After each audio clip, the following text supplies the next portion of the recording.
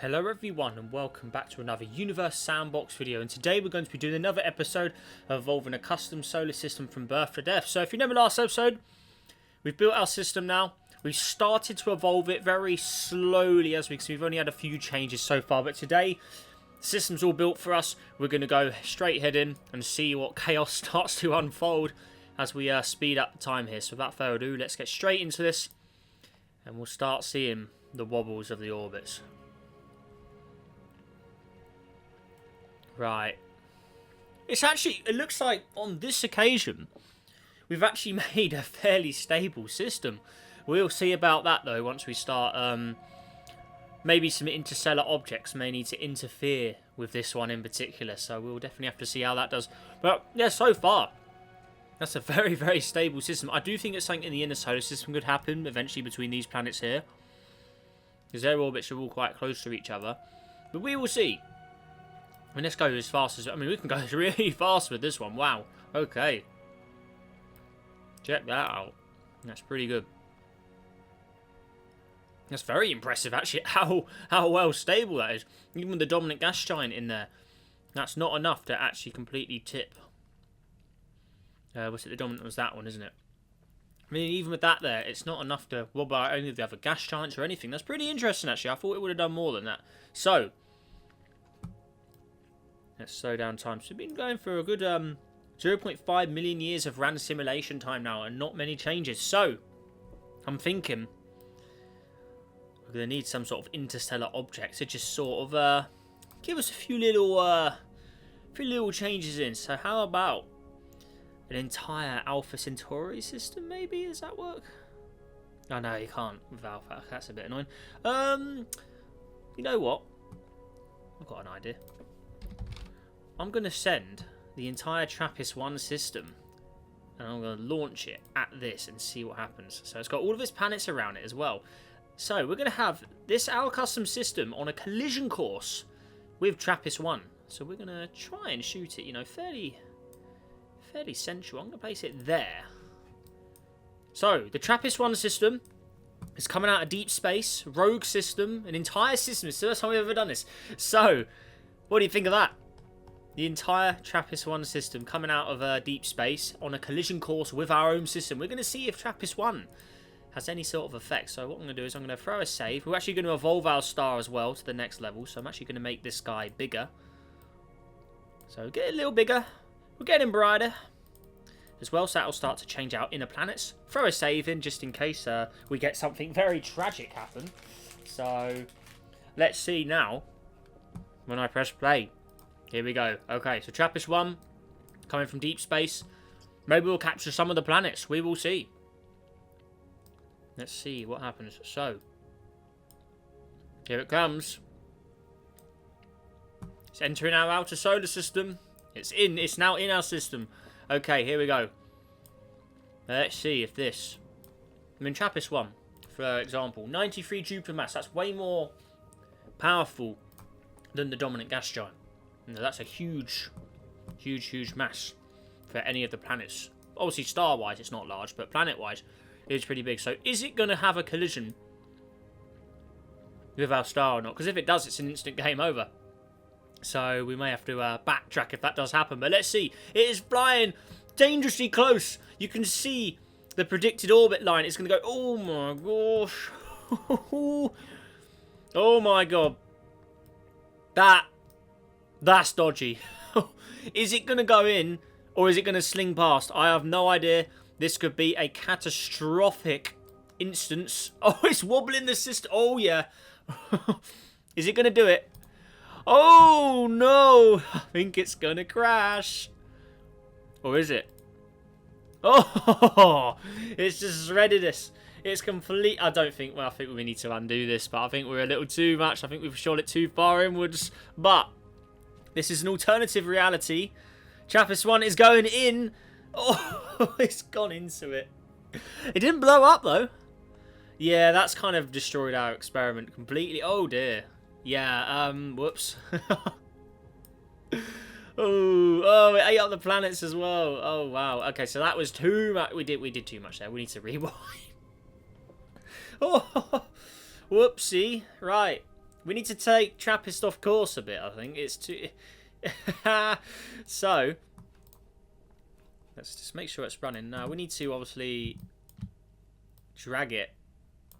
Oh, that's not really worked, does it?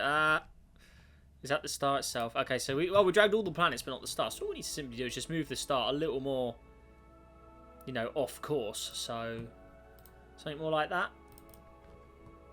Because then it wouldn't be on a predicted collision course.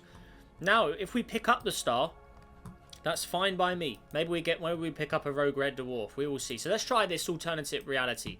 Let's see if we can run with this. Could it just make things more interesting, having that star swooping in and seeing what sort of damage it can cause? So let's see how this scenario plays out. Because remember, this is all fantasy. We have the power of absolutely anything. We have unlimited power to make this however we want it. So let's see if this the system evolves with this input instead. Here we go. So Trappist flying, and you can already see it's upset in orbits. It slings by. There you go. So it's now upset our system a bit. And this will give us some elongated orbits after a while. So the rogue red dwarf is now part. It's not just a rogue flyby. It is now part of the system. So we're going to adopt to this and see how things play out. So now it's going to really make trying to become an Earth-like world a little more difficult with having your orbit ruined. So how are we looking at the innermost planets right now? So we've got the closest here. This one's still not very warm, as we can see. That's quite interesting. Next planet out. That's looking very, very warm now. I'm going. What are we at? 180 degrees. Okay. Next planet out here. This is a possible. I mean, this is the closest to habitable conditions, I'm guessing, at the moment. But either way, still not looking too great, I have to say. So we will see how this changes. Next up, we have got this one. I think this is currently that's the next candidate to become an Earth-like world. We've still got this greener one here as well, but this one isn't really in any position or orbit, for that matter, to become habitable or have good conditions for long. But it flies by. Doesn't really gain anything. It's on a retrograde orbit as well. It's going the wrong way around. And the next highest world's out there. So they're too far away to have any... this one as well. They're the only potential Earth-like worlds. Okay. Now we're doing around Trappist, because effectively the Trappist planets are now part of our system as well. So they're all nice and stable. Oh wow, what's going on here? They're looking pretty bugged out. What's going on with all this? That's strange. Guessing the spawn planets are a little bizarre, but there you go. Okay. Well, we will leave them alone. So we'll see how that has upset our orbit. So maybe we'll have Trappist come around a couple of times, and then maybe we'll slingshot it off or something. We'll see how we do. Okay, right. Come on, Trappist. Right, let's speed up time now. We've got something a lot more interesting added into our system, because the system was definitely too boring. We made it way too well and made it too stable. So we needed something to give this guy or this system a little more action. So there we go. So we've got one of our... So the innermost gas giant has now got a eccentric orbit. This one was originally closer than the dominant gas giant. Remember, that's the dominant one there. The orange one. This yellow one originally was closer, wasn't it? So this one has had a bit of a push outwards, and that could have consequences. So let's go higher speed, fast as we can go. Trappist should be returning soon. We've already had one ejection as well. One of these outer dwarf worlds has been chossed out. Let's continue going as fast as we can. Oh yeah, it really doesn't like running the Trappist system, does it? At the same time. Oh, it's going to take a while for it to come back. In the meantime, let's delete any particles if there's any. I don't think there was, though. I think it's all the Trappist planets which are slowing us down because they're orbiting that other star. That's probably what is slowing us down, because they're a lot faster, so they're doing lots of more orbits. So we'll have to... Or do we delete them just to speed things up? Because it's going to take a while. Otherwise, I think we'll just get rid of them because they don't have any effect. It is mainly the stars presence we want, so I will just delete these because these are definitely the things that are slowing this down. So if we get rid of those, now I press play, we should see a lot more speed. So let's just make sure we're not going too quickly, of course. So let's just slow it all the way down, go into a couple months, press play. Okay, now let's speed it up. There you go, and as you can see straight away, it's running way better. Yeah, those planets, man, they really slow you down. So here we go. Trappist coming in for round 2. Let's see what damage it causes. I'd love it to bounce off the dominant gas giant. That would be very interesting. So it's flying in, obviously with this massive 90 Jupiter mass. So let's see what TRAPPIST causes now. It's coming into the inner region now. Could just steal a planet for all we know. Let's see how it does. So it's coming in. So no, the government gas giant is away from it at the moment. That's a bit annoying. Here we go. It's going to fly through. Let's see what chaos it unfolds here as TRAPPIST approaches. It's only a tiny red dwarf, but it still makes a massive difference with all that mass it contains. So here we go. It's flying through. Very dangerously close to our blue world there. Oh my gosh. And there you go. And I think what we'll do is, we don't want it doing too much, so we're actually going to send it out. We're going to slingshot it out effectively now. The TRAPPIST-1 will not be returning. Oh, what's going on there? Hang on. What? Oh, I changed our star speed by accident. Oh, no. Right, let's get back to where we were. That's very frustrating. Okay, everyone, so we are back. Luckily, I actually undid those changes. So we still got all the orbits that we had just after TRAPPIST flew past just now. So luckily, it could have been worse.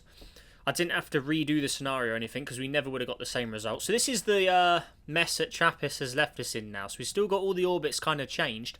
But it does open up the window for more orbits to become slightly wobbly in the future now. So I think TRAPPIST has given us quite a decent way to, destabilize things a bit. So without further ado, now we can get evolving this system properly like we normally do. So it's all going to be about the star now. I don't think we need any more interstellar travellers for quite a while. So here we are. Okay. So we can already see it. Now, some orbits are not too happy now. There's a lot more wobbling going around. So we will see. And I do think that the biggest changes are going to be between the two gas giants here. Eventually, they are going to get too close and something's going to happen, I reckon. Right in this region where their orbits cross, something is going to happen there eventually. So keep an eye on that yellow and orange orbit there. Oh, and they can already see changes. So one of the worlds that could have potentially been a life world has now got a bad orbit. So it will never be able to have good conditions like that. So that is a kind of a shame, really. You can see it, this blue one as well. One of the ice giants, they've been slightly slung out as well. Okay. Inner solar system, the star, again, more increasing. We are making the radius bigger as the star is getting older. Luminosity is also going up to 4.6 now. So things are slowly aging. The star is getting older. So here we go. So the closest planets here, this one is now in positive temperatures. Our hottest planet here, our Venus-like world, that is now obviously increased up as well. Okay. There you are. This world here, 112 degrees. But the next world out, this is the one we've got our eyes on at the moment. This is currently the best place for life to eventually become a habitable world. That one there possibly as well. But yeah, this is definitely the best candidate at this point. I mean, this world kind of missed it. It kind of got too hot too fast to become good enough conditions for long enough. So, unfortunately, this world is not going to get good conditions. If you look underneath it, you can see it may have had some green, but other than that, it was kind of ruined now. There's no water. It's all in, I'm guessing it's all in gas form, isn't it? Well, it's saying 71% is liquid, so where is all that liquid? Maybe it should have oceans then. Where's our sea? Ah. So in theory, this world should have, at this present moment in time, in theory the water should be there. So we're actually going to give it a little bit of what it should look like. So in theory it should be like this. So it's a world, obviously it's on the end of the spectrum and it's not going to have the water for long. But, it has still got some areas which, in theory, the water could be surviving at. So that's interesting how the sea level wasn't working. But at least we know that it was habitable at some point, even though we couldn't see the water on it, which is a bit strange. But yeah, this is a world that all eyes are looking at now. We're going to see. We should start to see this warm up. I mean, if we look here, obviously we continue evolving the star. So again, we can go for more. Give it a little more of a kick here. Hopefully give it the temperature it needs. And already you can see straight away we're into the 30s. So we may have given the star a little too much of a push there. So we can just degenerate it just a little bit. You didn't see that. So we'll put it a little bit further down. And that will hopefully give this planet all it needs to get good conditions. So for instance, surface, we can melt everything. And in theory, it should be looking like this now. Still warming up. So I think we did give it a little too much of a little too much of an increase, didn't we? So I mean, we'll just lower the star a bit. There you go, just because we did boost it up quite a lot. So I mean, there you go. So now it's cooling down. This world is currently in its habitable phase, so looking good. So if we look underneath, the sea level looks, I'm assuming, quite high. So no, it has got its land there. Okay, so quite ocean heavy, but nonetheless, it has got the conditions that you would need. So looking good. So currently in Earth-like condition world. Look at its stats here. Yeah, got some stats going on. That's cool. There you go. But yeah, very, very ocean heavy, as we can see. But as all things do, all things must start and all things must end. So it won't be around forever, this world. So let's just see where it sits in its current orbit. So that's cooling down again. Okay. It's all frozen. Yeah, we didn't find the sweet spot there, did we? We made it too hot and made it too cold. So we'll put it back to 5 luminosity, maybe. That may be what it needs. Oh, well, we were completely off with our... I think I decreased it way too much. 6. I think probably about 6.5 is probably the sweet spot for this guy, isn't it? It's warming up a bit more. There you go. You can see it's slowly working itself out. That still looks like it's not enough though. But yeah, we've kind of gone back in time doing this. Let's go to 7. And yeah, I don't normally like going back in time when we do these. I like to obviously once it's done, it's done. We don't go back. So let's see how it copes. Now there we go. So it looks like 7 luminosity of sun is roughly the region where this sky is going to be good. I mean, it's just under 0 at the moment, but you can see it is slowly starting. So yeah, you know, this forget that ever happened. It's slowly coming out of its long ice age now. So 15 degrees average, so you know it is getting there. If we look at this temperature there, hottest is 37, so you know it is slowly but surely. You know that will melt.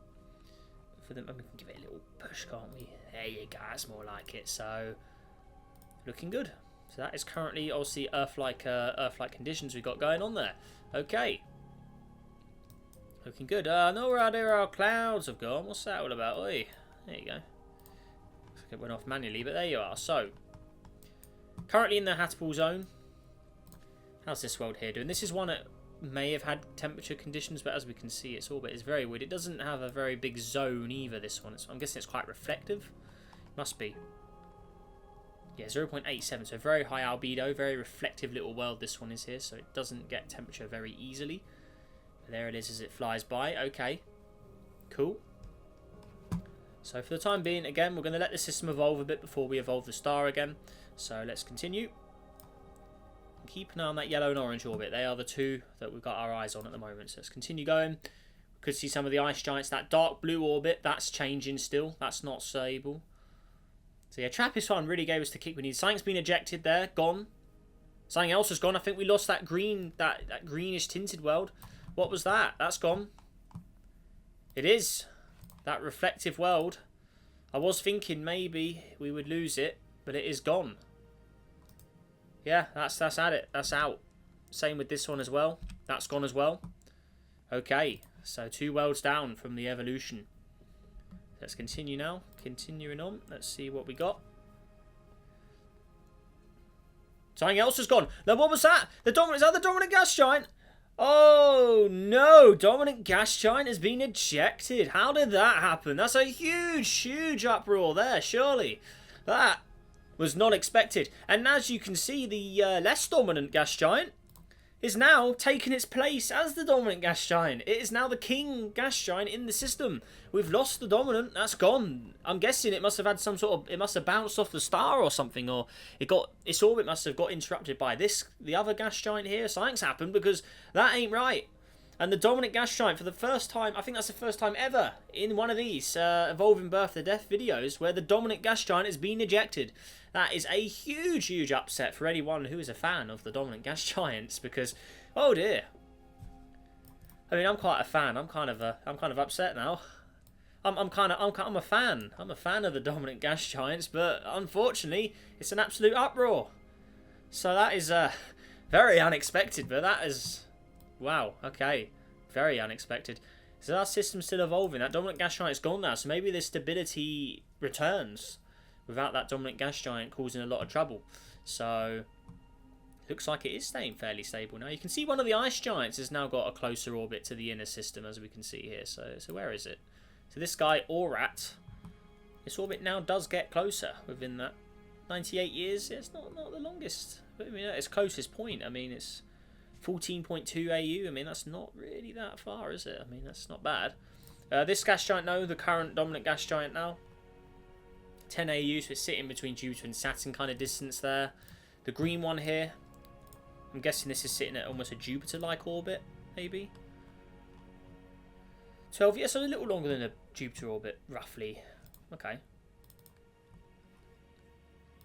Interesting. I'm very surprised that turned out the way it did. That is, there's been a lot of interesting moments in today's episode, to put it frankly, isn't there? That's very interesting.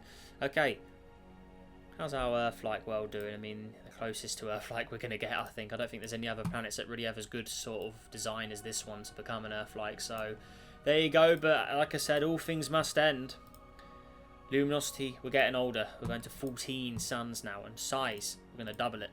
Bigger star, more luminosity. So, we're going to slowly see.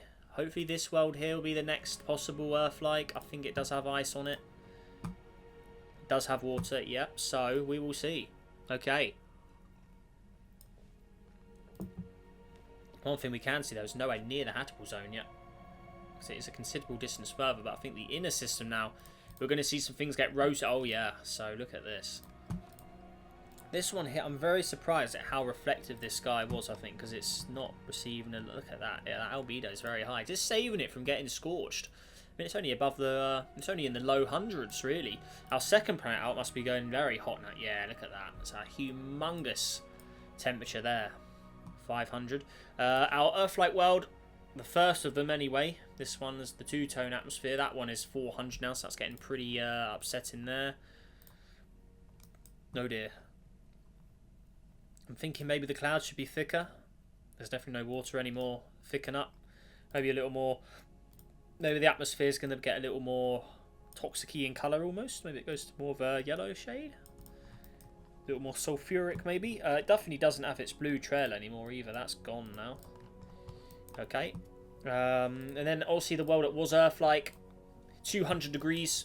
I'm not sure that water should still be there, I have to say. As you can see, not looking good. Again, I don't think you're going to have your blue anymore. I think that's going to kind of fade more off, isn't it? So, a little more getting filled up with the clouds there.